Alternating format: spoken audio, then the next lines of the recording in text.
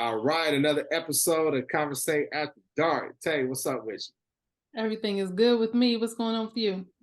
Everything's good. Everything's good. Tell people where they can find us. You can find us at Conversate After Dark everywhere. And if you have a topic you want us to talk about, you can reach us at CVAD the podcast at gmail.com. All right. Yeah, if you want to be on the show, you want a question you want us to answer, a story you want us to read and comment on, you can come on the show. You could be anonymous. Just come on. We don't bite. We a lot of fun. So on today's show, we have Teresa from Texas. Teresa, how you doing? Hello. Thank you for having me on. Thank you for coming on. Teresa, we start every show with conversation cards. I have 3 different topics. I'm going to let you choose, but we're all going to answer the question. So I have extreme personal questions, who's the biggest pervert, and the sexy 69 after dark. The first one. Okay, extreme personal questions. Okay. Okay, what do you own that you only wear for your lovers? I would say lingerie. That sounds like a safe answer.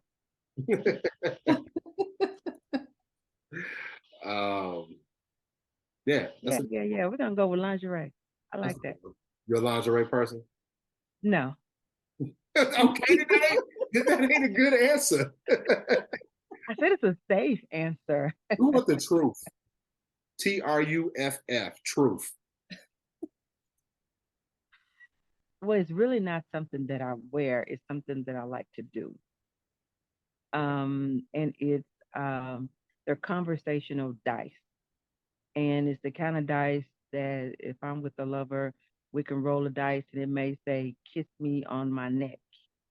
Or it may say, kiss me on my knee. That's something exclusively for lovers. Okay. Yeah, I don't think I you didn't like the lingerie. I don't think I have anything that I wear that is strictly for lovers. I don't know, Tang. I'm lost on that. See, that one's hard. This question is kind of lame, I guess. But I own a couple pair of stripper shoes, but I haven't worn them in years. But they've only been worn in the house because I can't walk in them out in public. So. Like, oh boy, on I'm gonna get you sucking. Yeah. Exactly. I hate. So Tay kind of alluded with her question. She said something that you only wear for lovers. Now, on this show, we talk about sex, we talk about relationships. Many of our guests have talked about being open in their relationships. Some poly, or at least they considered or they thought about it. You, Teresa, are pretty open about being poly. Is that correct? I am. So have you always been poly? When did you start embracing the lifestyle full force, like out in the public? Yeah, this is who I am. Or do you? Say it again, the last part. Do you? Or do you? Are you public with, being poly? I mean, my friends, family, yeah. I think that's pretty public. I consider myself, I've always been poly. If I'm telling my story, that's what I want to say. I've always been poly. But I didn't know what poly was, or I should better say, I've always been non-monogamous. Yeah. I just didn't know how to be ethical about it. That's what I learned when I was older. But there's an ethical way to do that. Okay. And my ethical journey started maybe 10 or so years ago when I decided to open my marriage. Okay. So I've been married for 27 years, be 28 in October. Okay. So 10 years ago, you decided to do this. Was it your decision or was it your husband's decision? It was my decision. because again, I've always been non-monogamous. I tried to be monogamous in my marriage, and just not who I am How did he at take all. it? I mean, it was one of those uncomfortable conversations, Yeah. but we had a lot of uncomfortable, really honest, heart to heart conversations. And it developed over time. We kept having more and more and more conversations. So now it's much easier than it was 10 years ago. Does it ever become like 100% easy to do? Or is there always different type of growing pains that you run across and encounter trying to navigate multiple relationships? I would say that it is constantly growing because we're as people constantly growing. And so what I thought 5 years ago and what I think today are different. So as I grow, my relationships grow. Yes, it's definitely, and I do not think it's easy by no means because I wasn't trained to have these type of uncomfortable conversations. There was no training for this. Yeah. Okay. So, we have this misconception in the world that if a woman is into alternative lifestyle, that a man brought her into it. But you're telling us that it was your idea. Yeah. What kind of obstacles have you come across in the poly lifestyle from a woman's point of view? Oftentimes it's those misconceptions. One of the first podcasts that I did was called TNT Explosion. And like the first 10 episodes that we did were basically dealing with those myths, things that people would say to us, that it must be his idea. That we're prone to STIs, that we're really, overly sexual. So we tackled those misconceptions over and over. And I still do. People ask me questions, and they're always the same questions that, it's his idea, and why would I? And, the jealousy, how do you deal with jealousy? And you deal with it the same way you hope you deal with it with one partner. You talk about it. You don't hide from it. You deal with it. You face it, and you get to the root of your issue. What are you really jealous of? And oftentimes we're jealous of losing our partner. Okay.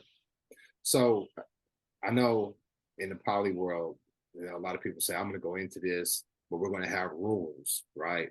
We're going to have Right. rules like, okay, you can't mess with family, you can't mess with none of my friends, da da da da da da da, whatever type of rules you may have. But then I also heard people say that rules aren't the best things to put into place because they're too rigid. Establishing boundaries is probably the better way to go about it. What are your thoughts on that? Do you call them rules or you call them boundaries? What would you say to somebody who wants to get into the polyamorous lifestyle? Well, usually when you're dealing with someone and that's where their discussion is, or a lot of rules, oftentimes it's because they're new and they're fearful. And again, they're trying to save their relationship and they're fearful of losing their relationship. So therefore, you have so many rules, and you can't do this, and you can't kiss in the mouth. And, they create these rules because they're fearful of you losing their partner. But once you discuss those things, you realize it. Sometimes it may change from being rules to being boundaries. But I say that, and I say it kind of hesitantly because it's understandable for people to have rules, particularly when you're new to ethical non-monogamy. But as you grow, you realize the more rules you have, the more rules can be broken. Yeah. And that happens a lot. And that really hurts relationships when you break rules, even when the rules are un, very hard to maintain. So currently we have boundaries, and the boundaries I have are my own personal boundaries. I don't put boundaries on other people. You only put boundaries on yourself. And one of the questions that popped up on one of my friends' posts yesterday was about poly people cheating, and she posted, some of y'all don't know it or don't realize it, but these poly people are cheating. And my response to that was that, yeah, they do. And oftentimes they do because they have these unrealistic expectations. The more rules you have, the more they can be broken. And you can't cheat on me in relationships because you have free autonomy over your body and over your life. So if you choose to tell me, great. If you don't, okay. Mm, I don't control you. gotcha.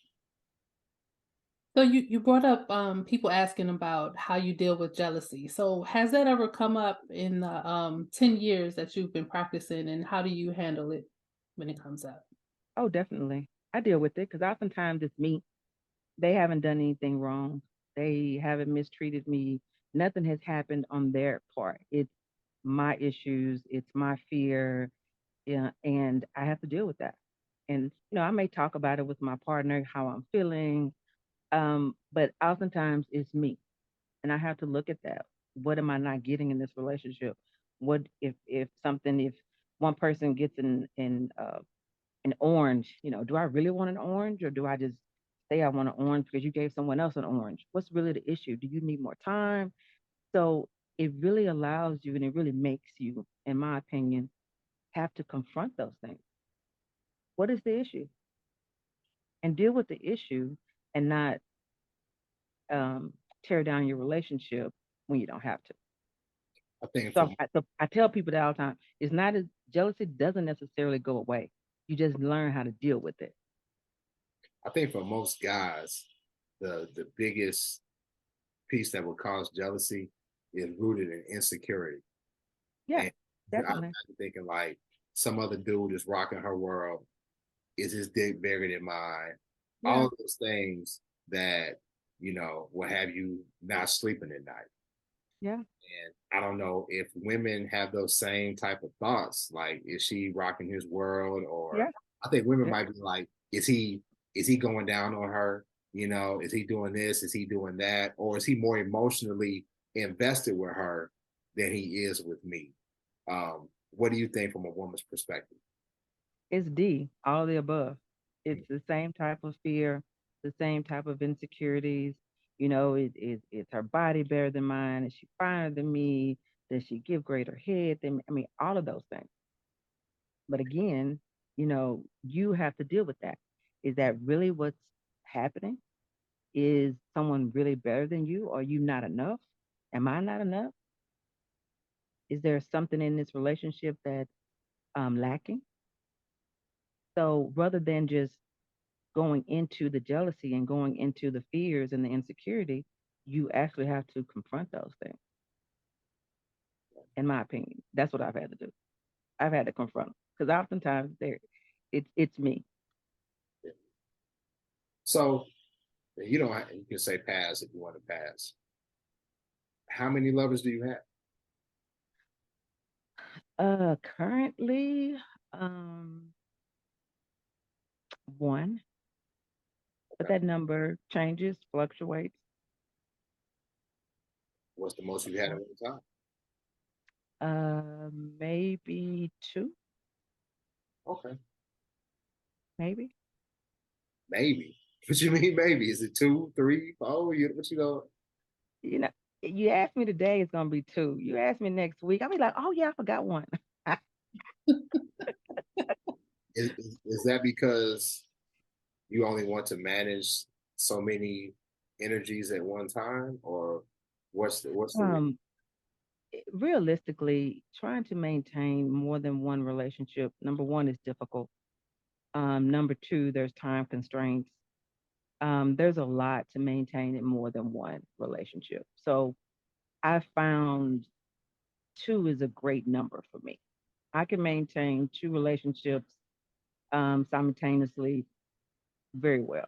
Anything more than that is a lot. It's a lot of time, it's a lot of energy, and yeah, it's a lot. What's the reaction from other guys that you meet when you let them know that I'm poly, my husband knows, he's cool with it, you know? Have you gotten any negative feedback from it, or like? I have, and I'm sure I probably have received a lot in previous years, but usually the response I get is people think that when they hear poly or they hear any type of alternate relationship style that is sex based.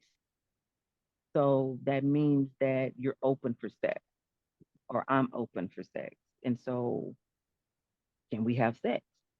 And it's like, nah, that's not how this works. I'm not open for sex because I just because I can does not mean I will.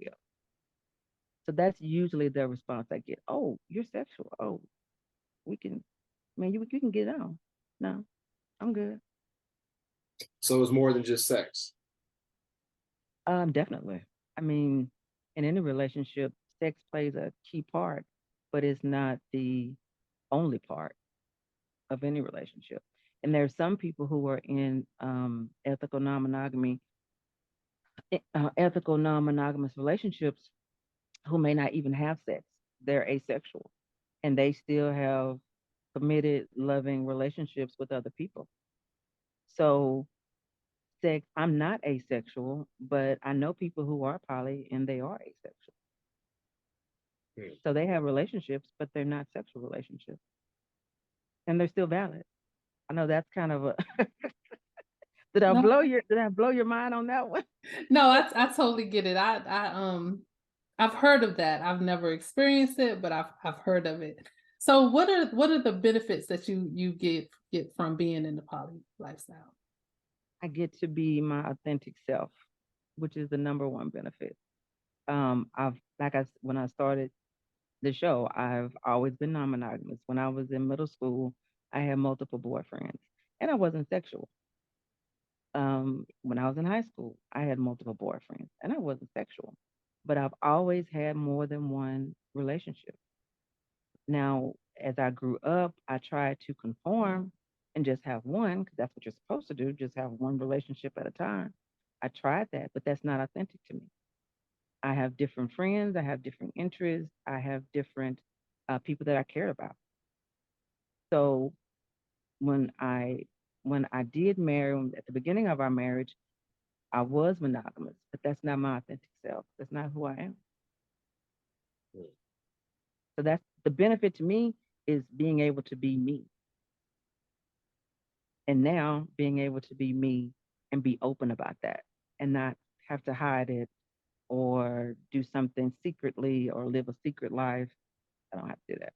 Many people do, by the way, because Do- they're very fearful of how they'll be judged. Yeah, that's true.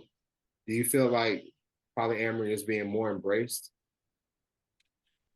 Well, according to what I heard this week with, I think it's Generation Z, yeah, that it's on the rise with this particular generation. They are uh, pretty much turning down non-traditional any and everything. So they are looking at alternate relationships, and I don't know if it's on the rise, but people are definitely looking at it, and particularly with Generation Z, which is interesting that we have a whole generation of people that are realizing monogamy is not the only relationship style. I think that the thing that's hard for people like me to embrace is the amory part of polyamory, um, being in love with multiple people. I think that it's easy to have a relationship with more than one person, a friendship, and to have love for that person as a friend, right? But managing being in love with more than one person, is that just a mindset that a person has to have, or is that required to be, considered poly to be able to be in love with more than one person? Well, that depends on who you ask. Um, I've heard many people say, you know, this in love and love that we love many people at one time anyway, from your siblings to your mother and father to your friends. You have the capacity to love more than one individual. But for some reason, we put a lot of stock on sexual love, on relationship love. on. And it's really not that hard for people to love more than one person. It's just something that we haven't explored or discussed or been raised on. Like I've met people who their parents were poly. So they've seen multiple love their whole life. So when you ask them about loving someone more than one person, they're like, of course. They've seen it, they've been raised in it, their culture, it's not something that is so foreign. But when you haven't seen that, it seems like that's something that's impossible to do, but it's not. How do you manage though? How do you manage keeping? You said two has been your max, right? So how do Right. you manage making sure that one partner doesn't feel slighted? Well, I led with earlier about having uncomfortable conversations. Again, people think the foundation of polyamorous relationships is sex, but the foundation of polyamorous relationships is communication. You're talking and talking and talking all the time. So having this relationship with one partner about, what their needs are, what and your compatibility with that person, and what do they actually want in a relationship from you? You really have to have lots of conversations about that. Because what you need and what another person needs is two different things. You may want to talk once a week on the phone and go walk around the lake once a month, and that's all you need.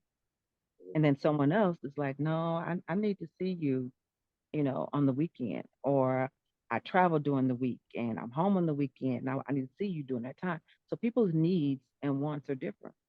And finding someone that you're compatible with is what's important so that you're not with someone where you can't meet their needs or their wants. So that happens quite a bit. You like someone, but you really aren't that compatible. That's a word right there. That's a word right there. Yeah. So I know like we're grown and we're in this phase in the world where we're like, we don't care about what anybody thinks.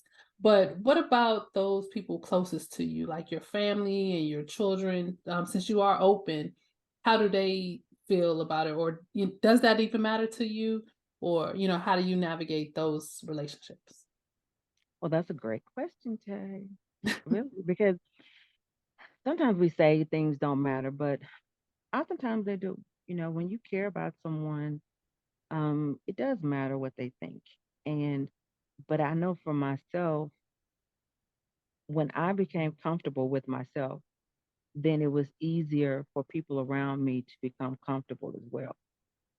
If I wasn't fighting this or trying to hide it, and I'm just having open and honest conversations with people that I love and care about, it was easier for them. And they also see that it's not something foreign. This is who I am. And the not caring part is where I'm not going to hide who I am just to please you. That's not going to happen. Now, as far as my mother, my mother, and I kind of joke about this sometimes.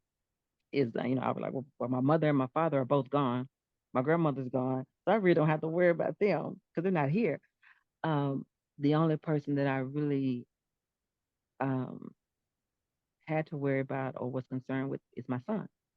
And so I had to have one of those uncomfortable conversations with him because that's not how he was raised. That's not how he grew up.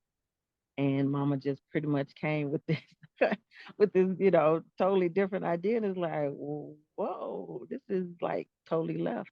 But again, I had open and honest conversations and you can, bring up and ask whatever you want to talk about. We can discuss whatever you want to talk about. And I think with him as well as with others, when they see that I'm comfortable with it, it's not taboo. It We can have a conversation about it. So it makes it easier for people, and even with my friends, it's easier for them to digest it because I'm very comfortable and I'm very open. And if you have an issue, I get it, but that's your issue, it's not my issue. True. So how do you handle like some of the misconceptions? Because Tay and I were in this group on social media, and there was a post made about this couple, and they were talking about ethical non-monogamy, and the people had their mind blown, like, what's ethical non-monogamy? And we were just like, it's polyamory, open relationships. I mean, it's a different terminology. It's probably, I think, a better way of describing open relationships, polyamory. But the first thing that a lot of people said was, that's a lot of liquids and fluids swapping, and that's just all kind of diseases, asking for all kind of diseases. How do you address that nonsense? Well, I mentioned before that the first podcast I did was TNT explosions, and again, we dealt with the myth because one of the myths is about STIs and that we're prone to STIs, and actually statistics show, research shows that actually we're not, because number one, we're open about our life. Number two, many people who are ethically non-monogamous, we get tested regularly, um, and we don't mind showing you our papers. Now, in monogamy, it's the opposite. People don't get tested regularly. They're not going to tell you that they're cheating. So the odds of an STI is going to be greater for people who are considered monogamous than people who are non-monogamous. Research shows that. I didn't make that up. Ah, So we're some, oh, I won't say most, but many folks who are polyamorous, they're pretty open when it comes to, getting tested and showing you papers. Not a big deal. Get tested every 6 months. yeah, gotcha. And you ask other people, when was the last time you got tested? They were like, I don't know. How long you been cheating? Okay. Now, when you were cheating, were you accountable? Were you responsible when you were cheating? Oh, come on. Yeah, yeah. I Like, think this oh, is there's just a lot of judgment that goes along, um, when you're, well, a lot of people try to think about and understand polyamory, open relationships, because we've been conditioned to look at relationships one way. I know a lot of people, well, let me take that back. I know some people who say monogamy, it's not natural. It's not for everybody. But while I understand polyamory and open relationships, I do believe that it's not for everybody, though. I agree. It's not for everybody. It's not something that you should press upon someone who doesn't really want to do it. Have you ever been in a situation where a guy likes you?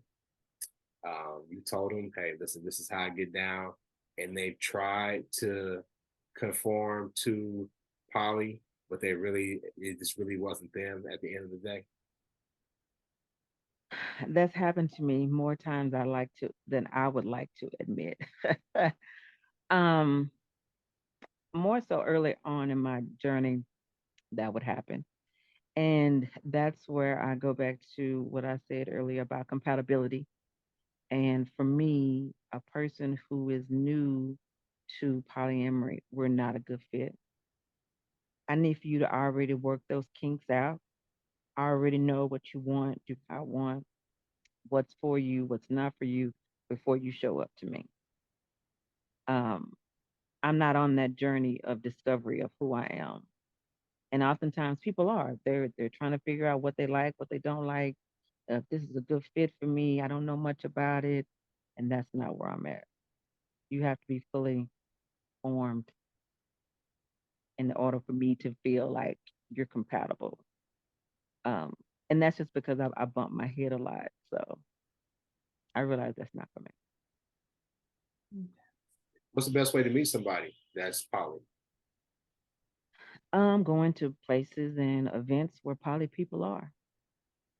That's the greatest way. You can do things online, um, but essentially most of the partners that almost all of them that I've ever had is from events and being places where poly people are.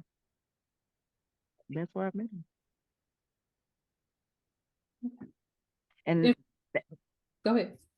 well, I was gonna say that comes up sometimes where people are like, well, I meet people just, you know, regularly. And I have too, where you just meet regular people.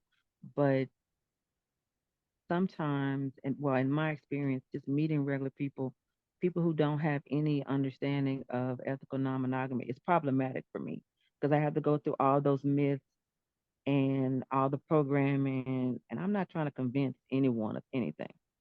I'm not trying to convince you that this is what you should do or you should be with me and this is the best life ever. I'm not about that.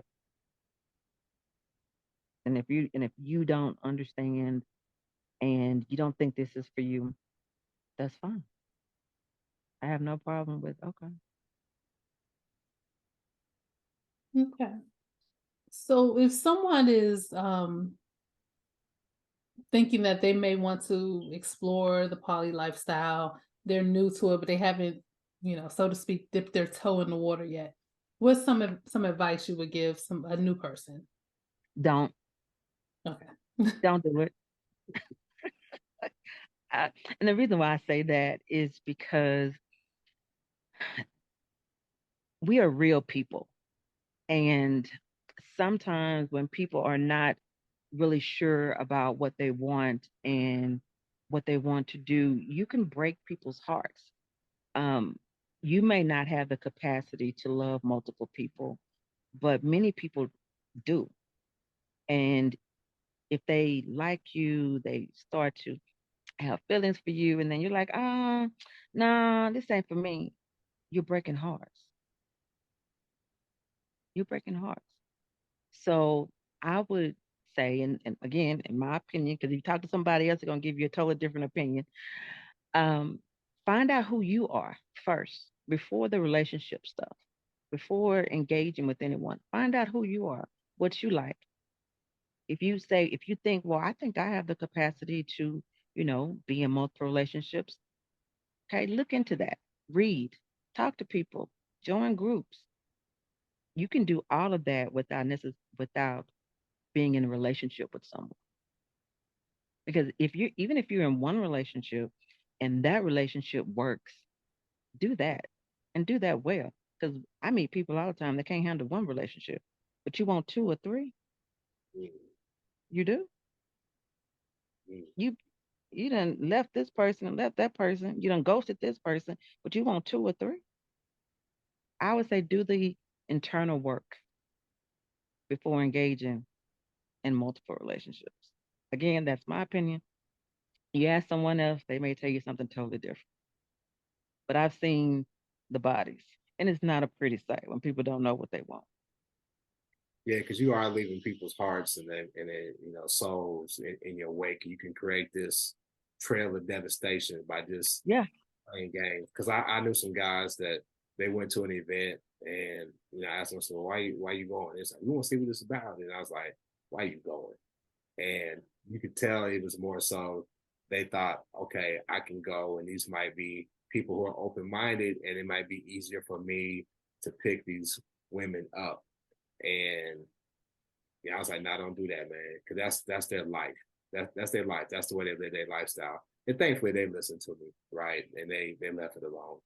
But yeah, Well, that's exactly what that's exactly what I'm talking about. Is that, and it can be very devastating, and it's not a free for all. It's not a free for all. It's not just hey, free sex. No, because you're not swingers. Like no, poly open doesn't mean that you're swinging and doing all no, this. no. Now, the two can coexist. They can intersect, but they're not. One does not mean the other. They can be totally different, and they are totally different. Can they intersect? Yes. And that's where having those conversations with people come in. When you ask someone, you're like, well, are you a swinger? People ask me all the time, are you a swinger? No, I'm not. But if I was, is that what I want to do with you? Do I want to swing with you or do I want a relationship with you? Do you want to swing with me or do you want a relationship with me? That's a conversation we would have to have. Well, I think the thing that really stood out to me in this conversation, and you said that the basis or the base of polyamorous relationship isn't sex, it's communication. And I think lots of it. Mm. And I think some people have trouble doing that because some people are like, why we keep talking about this? Or why do we, why does this have to keep coming up? Why is this a recurring topic? So hopefully people will listen to this and maybe they may or may not want to embrace polyamory, but it'll give them some tips on how to make their relationship stronger. I think I've heard that. if you can manage multiple relationships and, do your best, because we're all just trying to do our best, right? If you take some of the principles you talked about and apply it to one relationship, probably doing all right. And I would agree. Because I've had people that have said, I only want one relationship.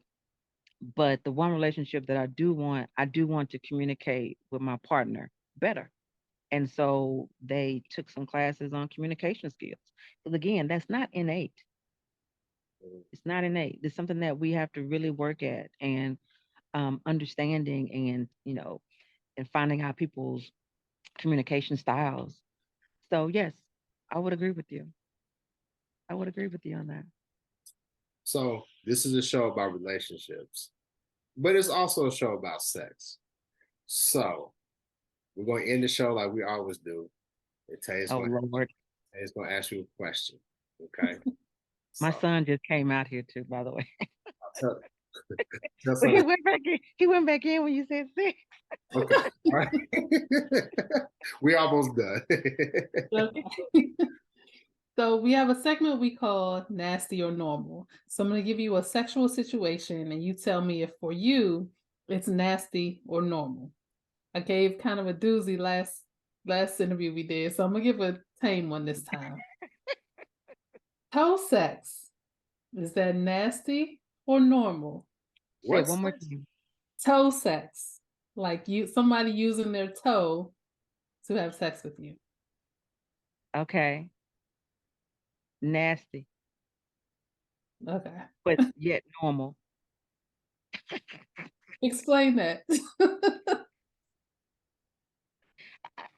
it just because it's nasty doesn't mean that it's not done. It's just one of those things we say, oh, that's nasty, but that don't mean we don't do it. Mm. I like that. Just when you say one or the other, it's like, oh, I'm not gonna do that. That's Yeah. I mean, I would like to think that I'd be willing to try it, but I'm an old football player. My toes jacked up. So we might be able to discuss it. I was actually at a show where I seen something like that happen. It was wild. Condoms came out, and the condoms could expand a good ways because I seen a condom go on a grown man's foot, and then that foot go into a certain area, and it was a sight to see. I'll put it like that. It was like this. So, okay, nasty or normal? I like Teresa's answer. That's one of those things where it's not something I would normally think about doing. But if somebody said, I want to try this, I'd be like, okay, let's do it. As long as you're clean. Yeah. Well, Teresa, thank you for coming on the show. I mean, you dropped a lot of knowledge. I mean, we probably could, definitely probably have you back on the show, maybe with some other people. We'd love to come on your show as well. Tell people about your podcast. Well, my first podcast was TNT Explosions. That's a podcast with me and my best friend. And the first 10 episodes were the polyamorous myths, and we discussed those myths. The second podcast I did is Teresa Love and Friends.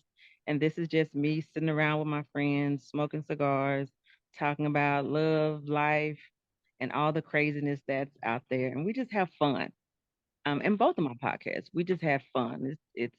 We're always smoking cigars, which that's kind of the crux of both of my podcasts. And I would love for you guys to be on it.